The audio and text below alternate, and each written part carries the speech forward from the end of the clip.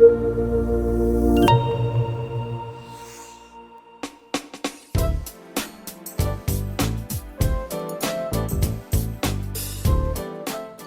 salve, meus amigos aqui do Café Cultural, da Rádio Mega Brasil. Tudo bem com vocês? Tenho plena certeza que sim.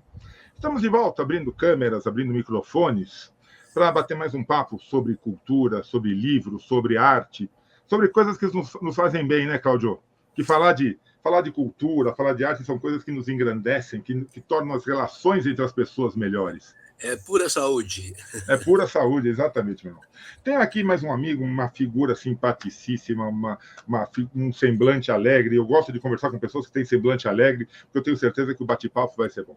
Cláudio Fragata, que nos foi apresentado mais uma vez pela equipe da LC Comunicação, a quem eu agradeço a parceria, um pessoal incrível que só traz para a gente coisas boas.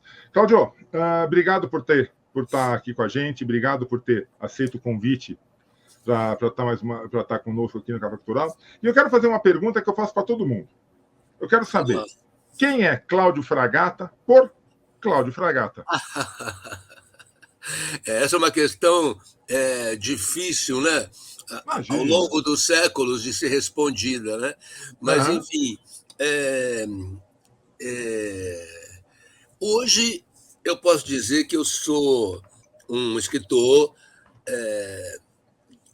dirigido especialmente ao público infanto-juvenil. Legal. E minha vida é essa, né? Há já alguns anos tenho alguns livros publicados, alguns bons livros publicados, e eu fui jornalista a maior parte da minha vida, mas nós temos esse mal, né? Nós fizemos esse pecado de cometemos esse pecado que, mas olha, acho que foi uma. Eu ainda sou jornalista, né? A gente não para de falar que é jornalista, mas como eu sinto falta, meu amigo, do bom e velho jornalismo de reportagem, sabe? Quando a gente ia atrás. É verdade. Infelizmente, com as redes sociais, nós temos aqui esses repórteres mais meia-boca, mas tudo bem, não é esse o papo. Vamos continuar conhecendo o Cláudio. Mas foi exatamente esse tempo das grandes reportagens que me aproximou da Nízia da Silveira. Mas antes da gente falar disso, eu só vou completar aqui, dizendo assim, que eu, como jornalista, muito cedo eu percebi que eu não sabia fazer outra coisa a não ser escrever. Qualquer outra coisa eu era um fracasso. Então, eu não tive muita escolha, né? E ninguém me impôs nada, mas eu, muito jovem, decidi que faria jornalismo. Então, eu não pensei em letras no primeiro momento, porque eu já tinha uma visão assim, poxa, Brasil, você vai fazer o quê com um curso de letras? Ninguém lê nesse país. E literatura, você vai viver de literatura no Brasil? Para mim, literatura era uma coisa assim, como é que fala, meu Deus do céu? Inalcançável. Inalcançável. Né? Então, optei pelo jornalismo. E foi assim que eu ganhei a vida, né? Mas eu tinha sempre esse sentimento, assim, que o que eu gostava mesmo, aonde eu ia me dar bem, era na literatura. Esse era o meu foco, né? E aí sim, cheguei a fazer um curso de letras. O curso em si não me tornou escritor de forma alguma. Foi até muito decepcionante, né? Porque eu imaginava uma outra coisa e tal, enfim. Mas eu acho que as coisas, quando elas têm que acontecer, né, elas têm uma força que ninguém consegue deter, né? Sim. E aí eu publiquei meu primeiro livro e no mesmo ano publiquei mais 2 e a coisa foi indo e nunca mais parou. Então, tenho aí alguns prêmios no currículo e desde então eu realmente passei a ser uma pessoa mais feliz, porque eu realmente faço o que eu quero. Mais realizada, né, Claudião? Eu acho que a grande meta de vida das pessoas é ter realização. É verdade. Se sentir realizado. É verdade. Claro, não tem coisa melhor, né? A gente precisa do dinheiro para pagar as contas no final do mês, a gente precisa um monte de coisa, mas você botar a cabeça no travesseiro e falar, nossa, eu fiz o que eu queria, eu fiz o que eu gostaria de ter feito, Isso nos torna pessoas melhores, sem dúvida alguma. Eu entrei para esse rol aí de pessoas, meio quase que por acaso, e aí eu percebi exatamente isso, né? É uma relação muito curiosa essa de fazer o que você gosta, né? Parece que você veio para esse planeta, se é que é assim que acontece, mas que você veio para fazer isso que você faz. Então é muito legal, é uma sensação muito legal. E aqui estamos nós agora conversando aqui no Café Cultural da Que América Latina. maravilha. Que maravilha. Cláudio, você falou público infanto-juvenil. Você já tinha se relacionado com esse público? Você já tinha feito alguma obra para esse público? Porque é uma faixa complicada. É uma faixa que, ao mesmo tempo, é uma literatura deliciosa. Eu acho literatura infanto-juvenil uma literatura muito gostosa de ler, porque você pode colocar um pouco mais de fantasia, você pode colocar um pouco mais de aventura, você não tem, talvez, as limitações de escrever um romance já para um público adulto, você pode dar uma despirocada de vez em quando, mas é um público que, para você cativar para ler, é um desafio tremendo, né? Você tem toda a razão, Sérgio. Mas, assim, eu acho que o que me ajudou nesse trajeto foi. Eu trabalhei como jornalista, eu trabalhei na divisão infanto-juvenil da editora Globo e também trabalhei na revista Recreio, uma revista destinada ao público infantil. Maravilhosa, maravilhosa. Uma excelente publicação. E aí eu descobri isso. Eu descobri que quase não tinha quase nada voltado a esse público, né? E trabalhei.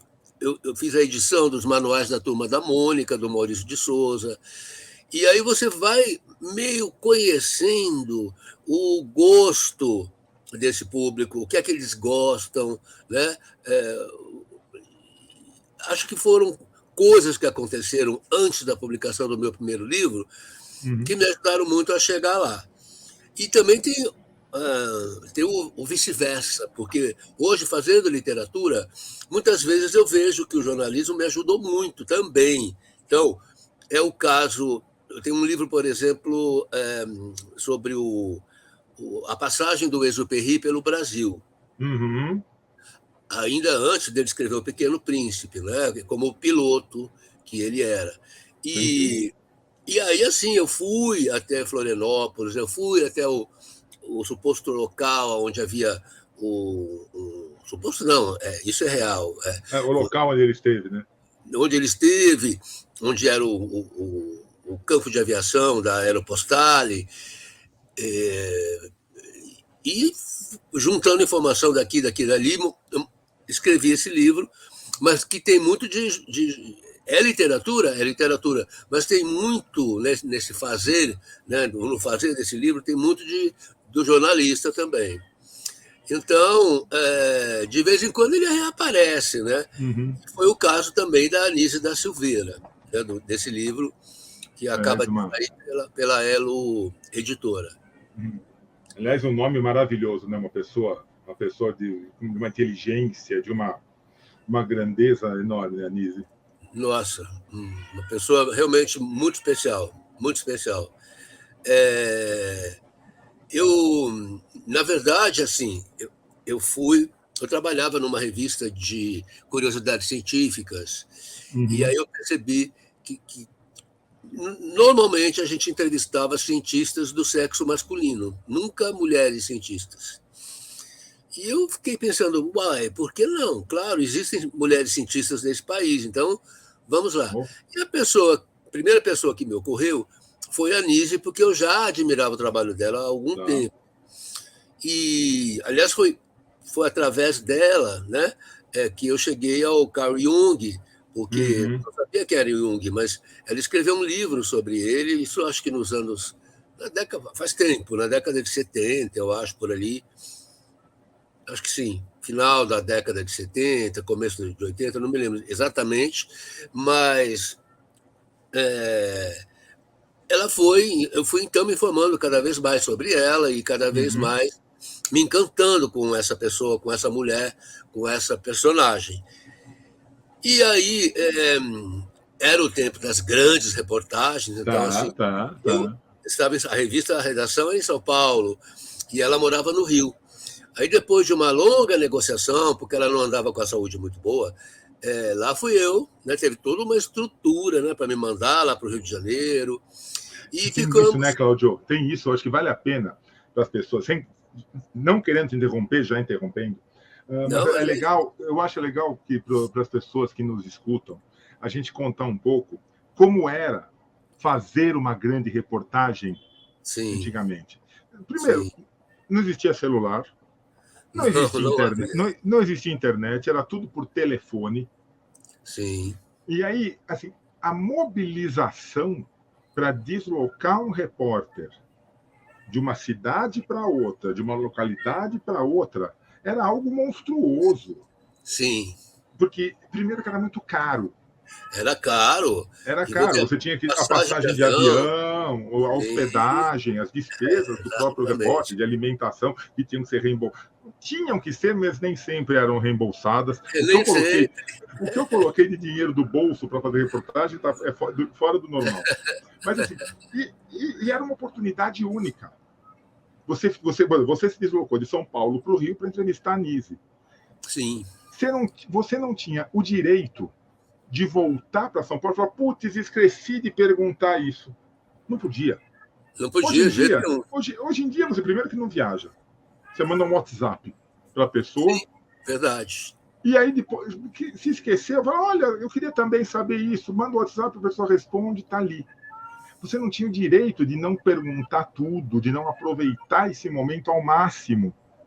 Sim, Então, eram muito mais do que reportagens, eram experiências. eram experiências, E que, exatamente. outra coisa, você até podia gravar, mas a grande maioria das coisas era o bloquinho anotado. Era com anotação, Era com exatamente. anotação. E depois, quando você voltava para a redação, você tinha aquele monte de folhinha, tudo rabiscada, porque, não sei você, mas jornalista que se preza, a letra é pior que médico, né? Exatamente. Aí você Então, lembra, e você, o que é isso aqui que eu escrevi, que eu não sei o que é não isso? tinha a menor ideia, não tinha a menor ideia. E aí você olhava aquele monte de rabisco, e você juntava o rabisco com a memória e você inventava o texto. E dava certo. E dava E dava certo. certo. No fim dava E, certo. maravilhoso. Nossa, Cláudia, você me fez voltar também mais ou menos essa época aí, década de 80, por aí. Mas continua, meu amigo, continua.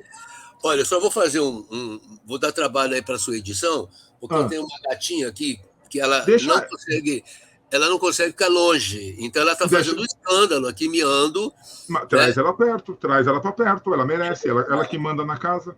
Vem, filé, vem cá, vem aqui, vem cá, vem cá. Não, ela é exigente, ela quer que eu vá lá, pega ela no colo.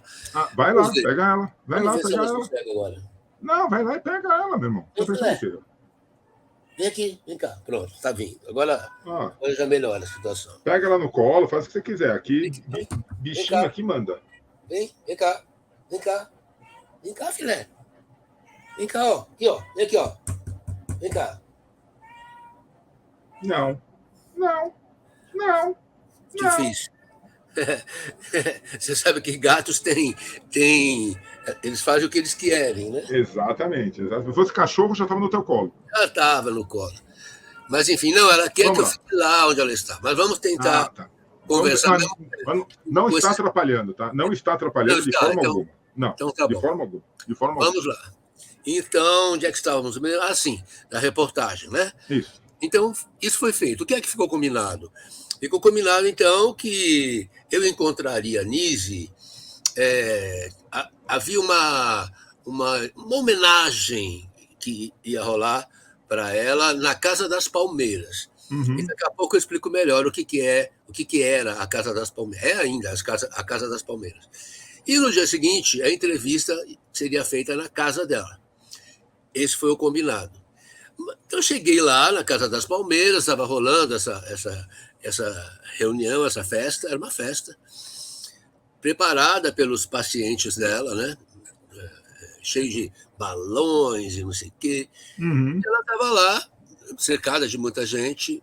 Então, eu aguardei um pouco, um momento para poder me aproximar e me apresentei. Falei, olha, eu sou o repórter que está vindo de São Paulo para conversar com você, e tarará, tarará, tatá. E aí, assim, ela tinha... Aí eu comecei a sentir mesmo quem era a Anísia da Silveira, porque Tá, o olhar dela é uma coisa que eu jamais esquecerei. olha Era uma só. coisa que atravessava a gente no meio, e ela tinha um jeito, assim, de perceber as coisas, de identificar as pessoas, que era só dela mesmo. Era um... Era um ela fazia, assim, um pente fino, sabe? Era uma coisa incrível, era sintonia fina, não pente fino, era sintonia fina, né? Enfim. E aí eu me apresentei dizendo que eu era o jornalista e ela, olhando bem firme para mim, ela disse: "Eu odeio jornalistas". Olha só. Aí eu esperava ouvir tudo, menos isso, né? Depois de Claro. tudo, esperava, fiquei muito sem jeito assim, aí eu perguntei a razão e ela falou: "Olha, vocês distorcem tudo que eu falo. Eu não vejo. Toda vez que eu vou ver a reportagem, vocês estão falando de uma coisa que não tem nada a ver com o meu trabalho, nada a ver comigo. Lá, lá, lá". Aí eu falei: bom, eu vou fazer o possível, então, para ser bastante fiel Uhum. ao que você for falar e tal. Muito bem. Mas eu voltei para o hotel muito preocupado com o dia seguinte. Eu falei: meu Deus, essa entrevista acho que não vai rolar. É. E depois de todo esse aparato que nós falamos, era o fim da picada você voltar para De mão, casa sem nada, de, de mãos vazias. de Cadê a bloquinho, não é de mãos vazias, de bloquinho em branco. bloquinho em branco, exatamente. Não, isso era sinônimo de demissão, né? Porra, Então, não no tinha como, mínimo, no mínimo. não tinha como. Mas aí no hotel, eu nem saí naquela noite, eu fui direto para o hotel, fiquei lá e fiquei pensando, falei, eu acho que se eu fizer uma primeira pergunta muito boa, ela Uhum. vai quebrar esse gelo, né? Eu acho que uma pergunta bem bacana, assim, logo de cara, talvez tenha essa função. Então, fiquei pensando em várias perguntas e tal, e aí, então, eu achei que seria a cara dela eu perguntar: Nise, você acha que existe machismo no mundo da ciência? Olha só. Acho que ela vai gostar disso aí. Eu acho que isso vai derrubar a barreira. Fiquei entusiasmado comigo mesmo. Falei, nossa, que cara esperto que você é. Muito Eu bem, sou o máximo. Eu eu sou o sou máximo. o máximo. Tá ganha essa entrevista. Muito bem, no dia seguinte lá estou eu, e ela já estava me aguardando no escritório dela. Uhum. De novo na frente daqueles olhos, assim, eu tornei a ficar um pouco perturbado, né? Com medo que a minha pergunta não funcionasse, mas começamos a conversa. E aí ela. Cadê que eu lembrava da primeira pergunta? Não lembrava, Não nervoso. acredito, não acredito. Não lembrava. Falei, mas o que é? E eu fiquei repetindo o tempo todo essa pergunta, né, na noite anterior.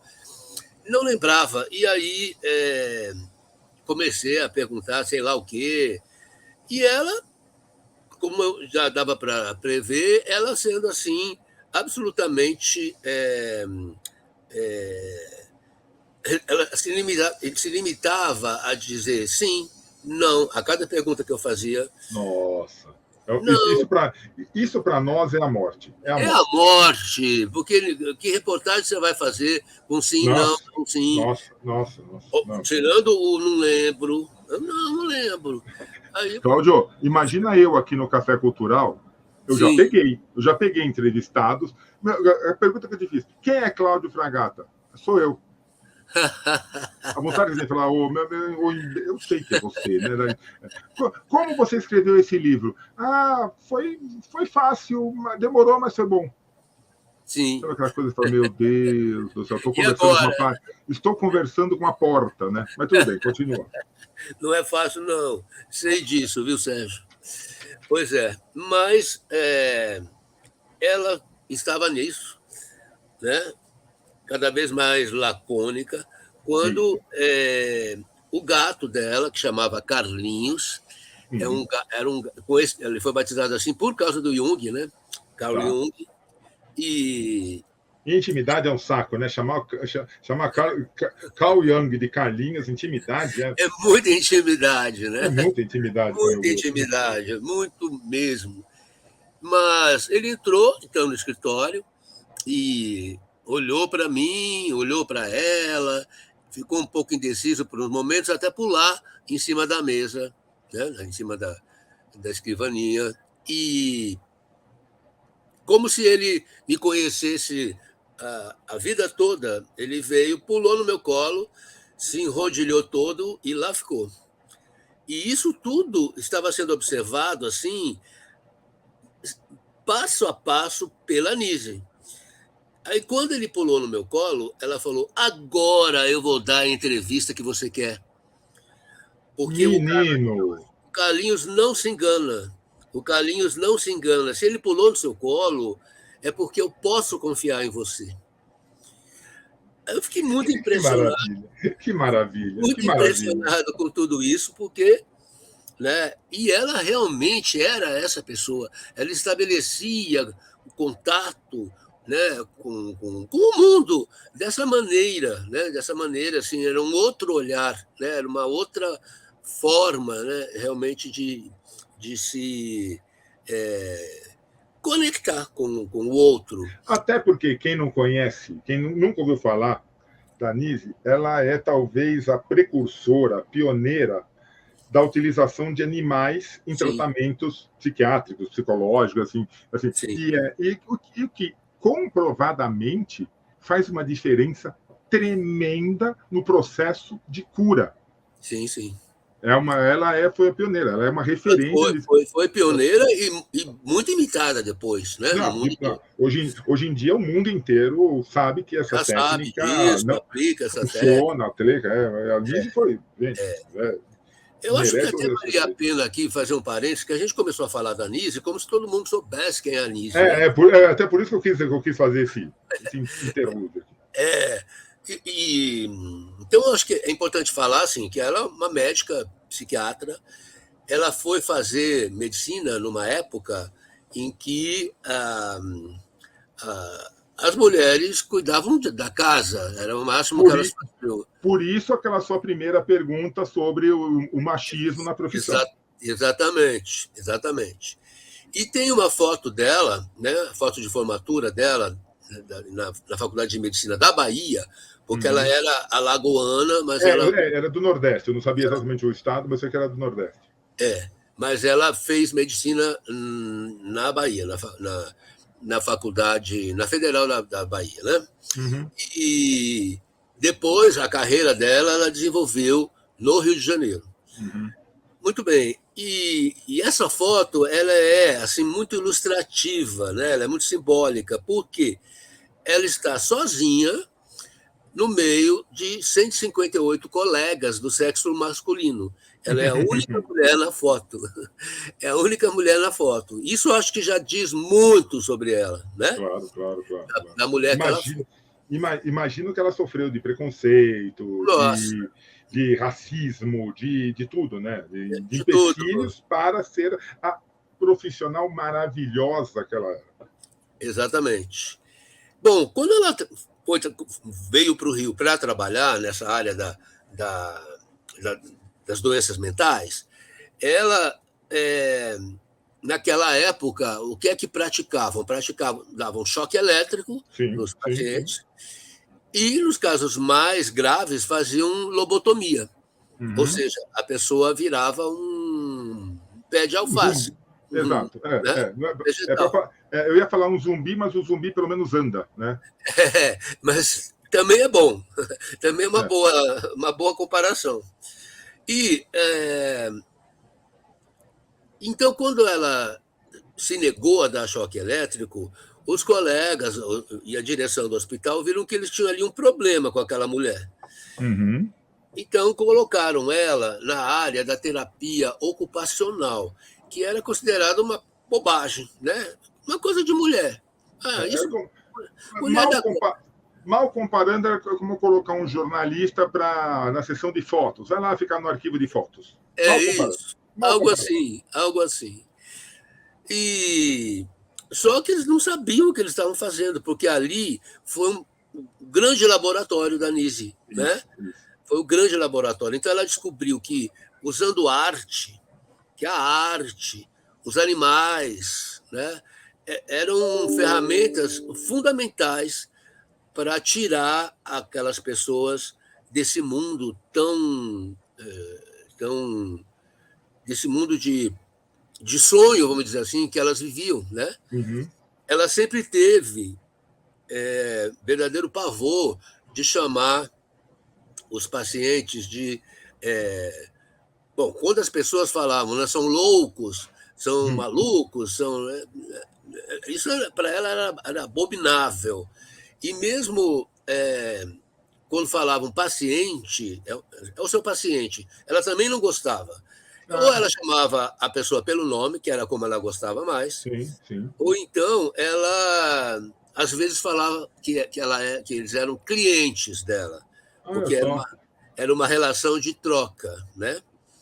E na verdade, ela dizia assim, né, que eles tinham... Era um outro modo de ser. Era isso. Eles não diferiam em nada em relação a pessoas que sentiam medo, que sentiam dor, que sentiam alegria, tristeza, enfim. A maneira deles, mas eram, sobretudo, seres humanos. Quer dizer, o papel dela na humanização dessa área da psique, da medicina, foi fundamental.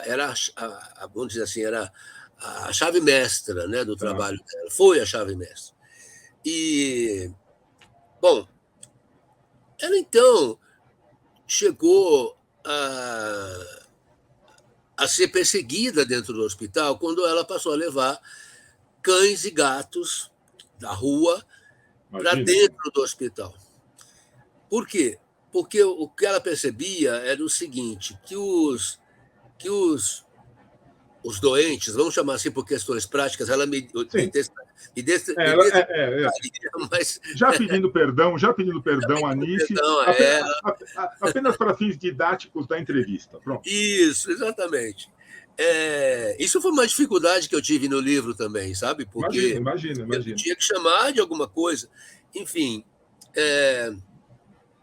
ela percebeu o seguinte, que os animais eles tinham uma seguinte função, que esses pacientes tinham muita necessidade de afeto, antes de mais nada. Eles precisavam confiar, precisavam ter uma relação confiável de afeto com alguém. E os animais se prestavam muito a isso, aos cães, aos gatos, né? E ela foi fazendo testes e vendo mesmo, era visível para ela que eles tinham um grande progresso, né? Com esse contato. E um dia ela viu uma das pacientes dela, que não fala, desde que estava lá, ela não falava com ninguém, ela não se comunicava com ninguém. Ela quase muda, ela não era muda, mas ela não falava. Sim, catatônica quase. Aí ela viu essa mulher com um gatinho no colo e falando baixinho, gatinha bonitinha, gatinha bonitinha. Aí ela falou, pronto, é isso aí, né? É isso aí. E assim foi. E, ao mesmo tempo, ela também, na parte de desenhos, né, ela foi percebendo que os pacientes tinham havia uma certa repetição, que eles desenhavam sempre círculos, né, muito coloridos, mas sempre esse movimento, né? E então o que ela fez? Ela não sabia então o que era uma mandala e tinha dúvida se aquilo que eles desenhavam eram mandalas. Mas ela não era uma pessoa de ficar com uma dúvida durante muito tempo. Então, ela mandou os desenhos para o Jung, exatamente para ele. E ele confirmou, dizendo que aqueles desenhos eram mandalas e que as mandalas elas tinham um poder curativo muito grande, porque elas ajudavam a organizar o pensamento, a mente daquelas pessoas. E ela, então, mais uma vez, né, ficou ciente de que ela estava no caminho certo.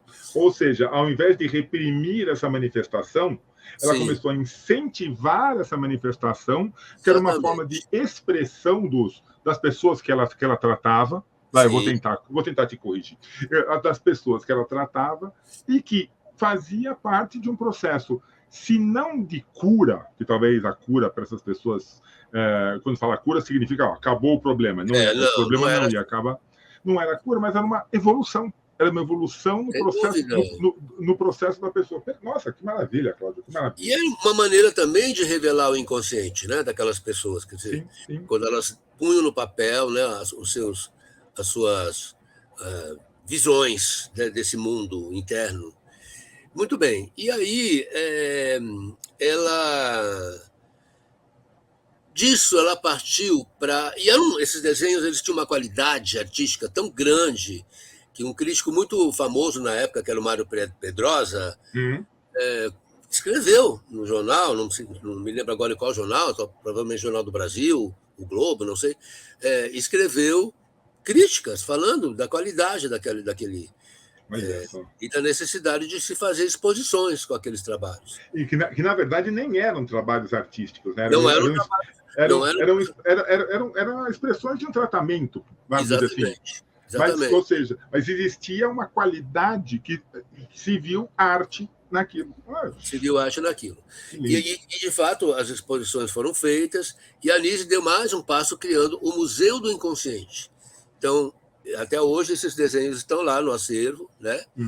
Alguns são mais artísticos, outros menos, mas, enfim.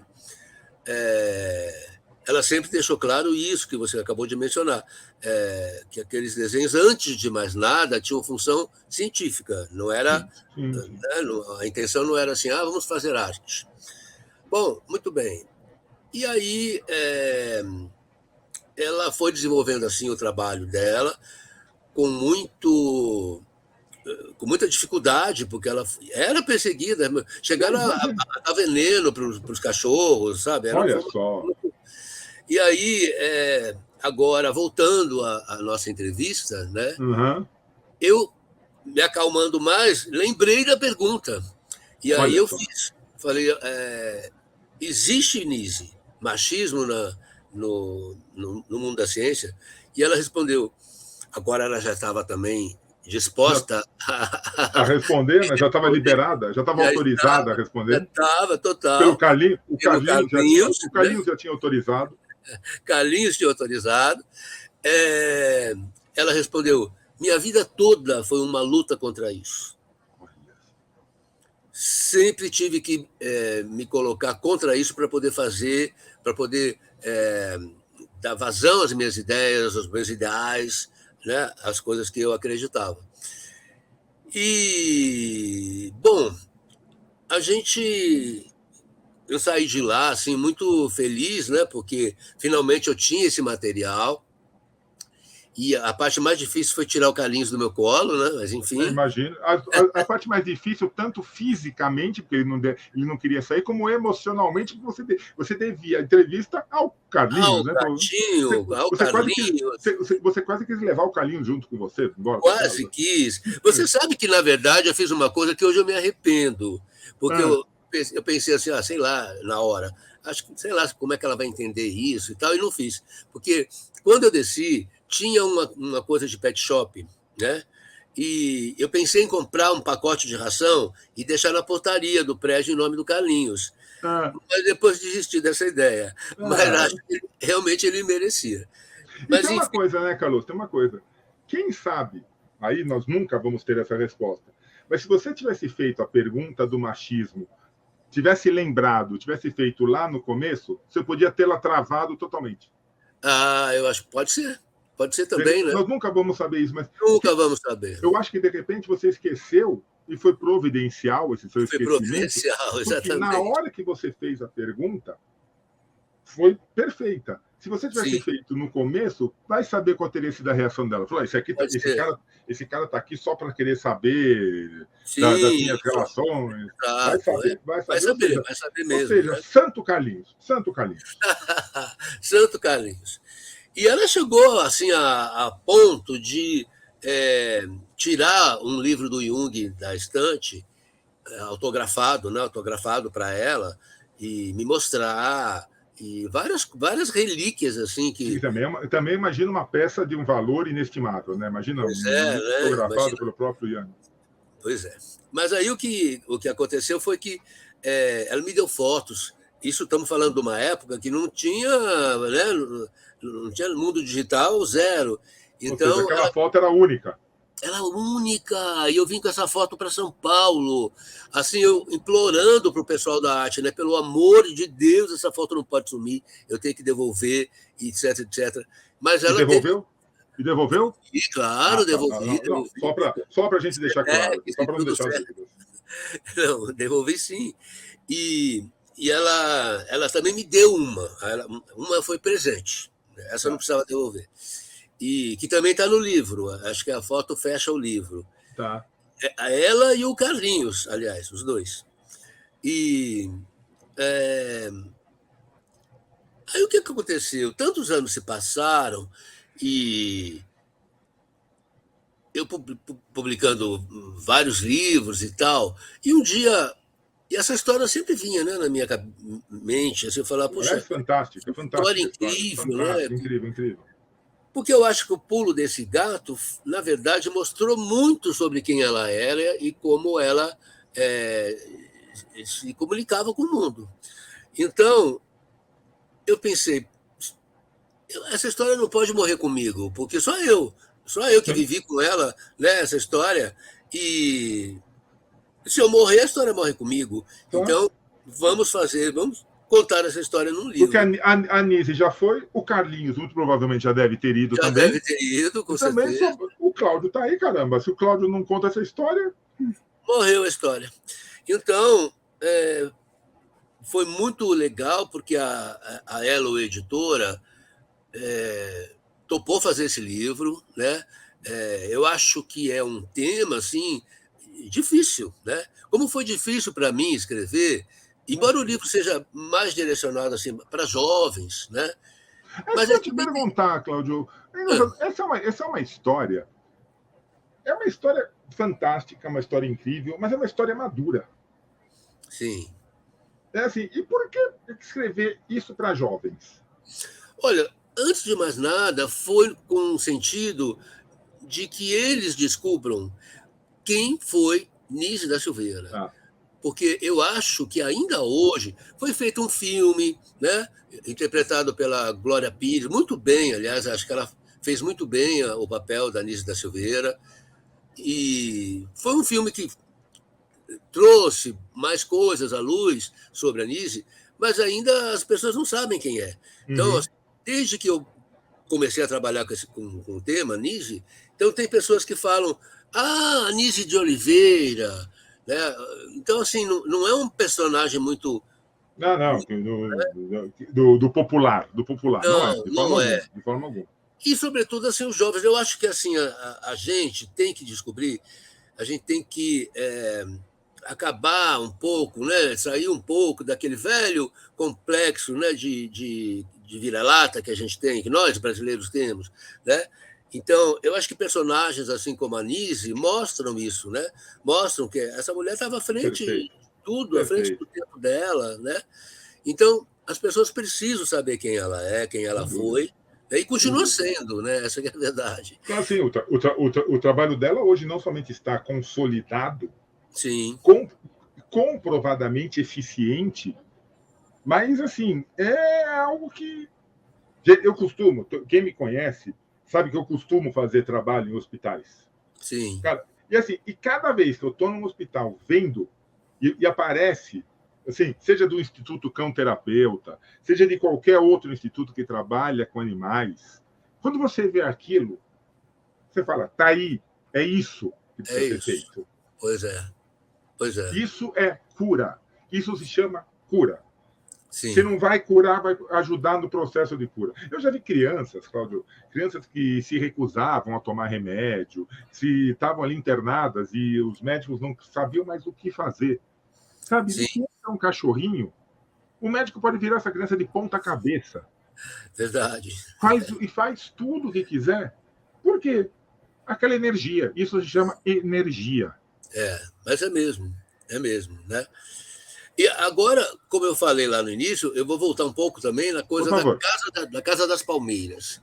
Uhum. Porque outra coisa que a Nise observou ao longo do trabalho dela é que, assim, quando o paciente, né, o esquizofrênico, ele se recuperava um pouco, ele dava sinais assim se acalmava, né?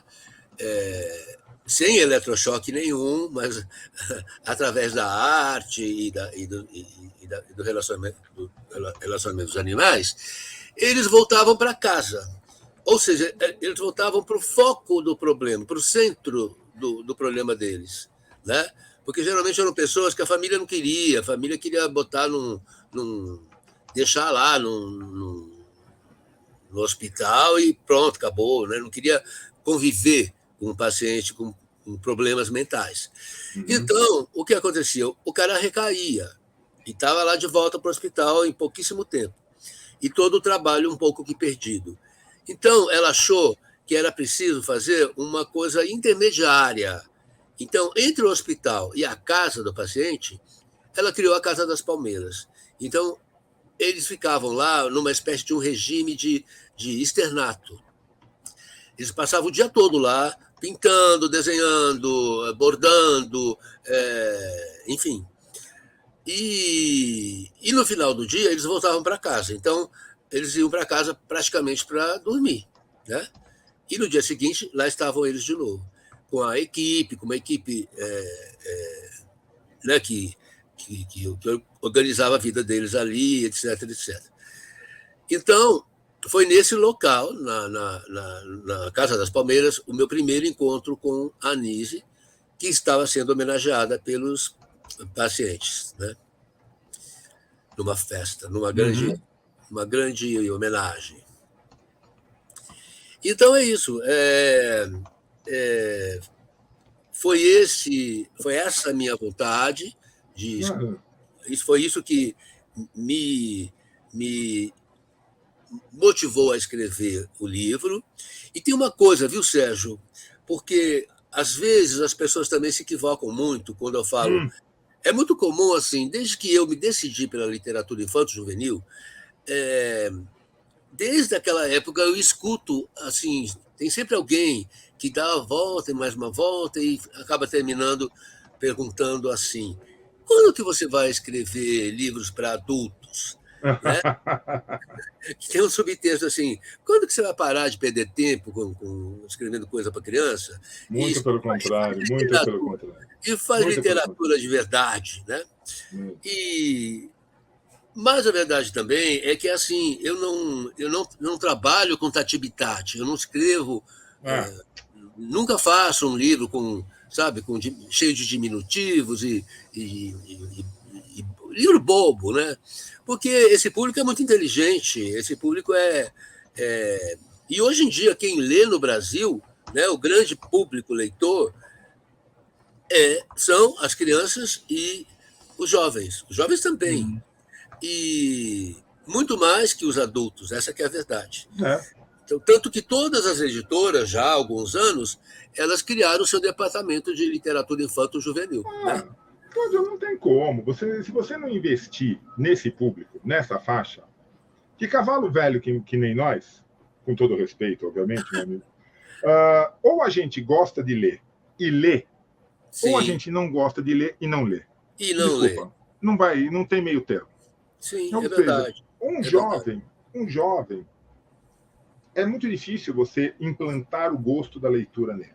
Eu tenho feito várias entrevistas aqui no Café Cultural com escritores e tal, e várias vezes, eu lembrei de uma coleção que eu tinha quando criança, quando um pouco mais jovem, chamada Para Gostar de Ler. Sim, muito legal. Eu lembro que eram crônicas. E aí tinha Carlos Drummond de Andrade, Fernando Sabino, Rubem Braga, e vários cronistas fantásticos. A crônica é muito gostosa. E apesar de eu já gostar de ler desde criança, eu tinha todos esse para gostar de ler, para nunca esquecer que era para gostar de ler. Gostar de ler. Então, é muito difícil hoje você colocar. Já não tem mais o para gostar de ler, infelizmente. Infelizmente, porque foi uma grande ideia. E aí, sei lá. Você sabe uma coisa que eu estava vendo aqui? Quando eu li o título da sua obra, Pulo do Gato, a primeira coisa que me veio na cabeça foi o extinto programa O Pulo do Gato. O Pulo do Gato. Foi assim, um marco no jornalismo brasileiro. Foi também, pois é. Nossa, o Pulo do Gato era mal comparando novamente o que seria o Canal Livre hoje, sabe? Então, sabe, era onde as grandes entrevistas eram feitas. Aconteciam, né? Aconteciam, só que assim, e ao vivo. Ao vivo não era cores ainda, porque não tinha TV a cores, então não dá para falar ao vivo, então era ao vivo e preto e branco. Mas assim, e onde grandes repórteres tinham a função de esgotar o tema ao máximo. Sabe? Se vê as pessoas, né, que estavam sentadas ali no pulo do gato, assim, eram esgotadas. Saía-se do pulo do gato, e tem alguns relatos, alguns documentários, assim, da pessoa sair de uma entrevista do pulo do gato fisicamente cansada. Sim. Porque assim, esgotava-se, os repórteres tiravam assim, o sangue da pessoa. Porque eram oportunidades únicas. Verdade. E o que aconteceu contigo, com a Anísio, foi uma oportunidade única. Foi, pois é, né? Então, quer dizer, o pulo do gato, apesar de ter sido o pulo do Carlinhos, pois é. Mas foi como o pulo do gato, quer dizer, você tinha uma oportunidade única. Você sabe única. Que eu fiquei com muita dúvida em relação ao título, porque eu queria que aparecesse de algum modo o nome da Nise, né, da Silveira. E o pulo do gato não tinha como, né? A Nise acabou ficando no subtítulo. Mas também existe a editora Pulo do Gato, né? Também. E tem vários pulos do gato por aí. Então, eu pensei, não, acho que é melhor eu fugir dessa coisa do pulo do gato e pensar no outro título. Mas quanto mais eu ia atrás de outro título, eu falo, gente, mas o que é o livro? É o pulo do gato, não tem outra coisa. Esse é o coração da narrativa, né? Sim. Então aí não teve jeito. Não. Eu acho o seguinte, apesar de quem conhecendo a história agora do pulo do Carlinhos, o nome pulo do gato, não somente ter feito sentido, assim, mas é a luva, assim, caiu perfeitamente. É um excelente nome, independente de conhecer ou não a história, é um excelente nome. Cláudio, o tempo voa aqui, já estouramos o tempo, mas com bate-papo bom a gente estoura tempo mesmo. O problema é técnica depois. Depois eu tomo bronca da direção do programa, não me importa. Eu quero saber de você o seguinte: aonde que as pessoas encontram o pulo do gato? Olha, ele não teve ainda um lançamento assim, oficial. Com isso, quero dizer, uma tarde de autógrafos e tal, não teve. Mas ele já está à venda em lojas virtuais, né, tipo Amazon e no próprio site da editora, eu suponho que já esteja, e também Magazine Luiza, enfim, lojas virtuais. Na Amazon, com certeza, eu sei que já está. Então, a Amazon, qualquer dia eu vou ter que pedir patrocínio da Amazon, porque todo escritor quando eu pergunto, tá na Amazon, tá na Amazon. Qualquer dia a Amazon vai ter que me patrocinar aqui, mas se eles são competentes e eficientes como ponto de venda, nada mais justo do que dar os créditos. Exatamente. Independente disso, quem quiser conhecer um pouco mais dessa pessoa maravilhosa, dessa figura fantástica de Cláudio Fragata, onde que te encontra nesse mundão sem porteira? Bom, eu tenho um Instagram, que as pessoas entram muito em contato comigo. Eu sempre respondo tudo que perguntam, tudo que eu sempre respondo. E fora isso, tem os meus outros livros. Eu tenho em torno de uns 50 livros publicados, que também estão em lojas como a Amazon, elas podem ser encontrados lá. Qual que é o teu Instagram? Porque eu estou olhando aqui, Cláudio Fragata, apareceu um homem pelado, eu falei, não deve ser ele. Não deve ser mesmo. Qual que é o Instagram, você lembra, de cabeça? Que eu saiba, é @Cláudio Fragata. Deixa eu ver. Será que é tudo junto? Eu coloquei Cláudio Fragata aqui, apareceu um jovenzinho sem camisa, seminu, falei, não deve ser ele. Não. Acho que não mesmo. @Cláudio. Será que é Fragata Cláudio? Não. É Cláudio Fragata mesmo, com T só. Muito provavelmente. Agora achei. Autor de livros aqui. Tá você de óculos escuros aqui. Agora sim, agora achei. Então, pronto, já estou lhe seguindo. Então, eu faço isso. E se eu não fizer durante a entrevista, eu esqueço também, né? Tem esse problema. É tanta coisa. Então, o pessoal que for procurar Cláudio Fragato, o primeiro que aparece é um jovem, muito bem apessoado, sem camisa. Não é o Cláudio Fragato. Não é. É um de óculos escuros, que é o Cláudio Fragata, autor de livros. Tá bom? Só para lembrar. Então, e você gosta desse contato, Cláudio? Dá para te escrever, você conversa eu gosto muito, porque ótimo. Você sabe disso, você como jornalista sabe disso, é um trabalho solitário esse o nosso, né? Você fica ali e tal, você escreve o livro, publica o livro, depois o livro vai ter uma vida, uma caminhada que te escapa, você não sabe na mão de quem vai cair, se a pessoa gostou, se não gostou, né? Enfim, então, quando tem esse retorno, eu acho muito, muito legal, né? Que bom. Porque você pode saber, né? Saber como é que... É muito legal, é muito afetivo também, as pessoas, em geral, são muito carinhosas, né? Eu gosto bastante. Que bom, que bom, que bom. Cláudio, acima de tudo, parabéns.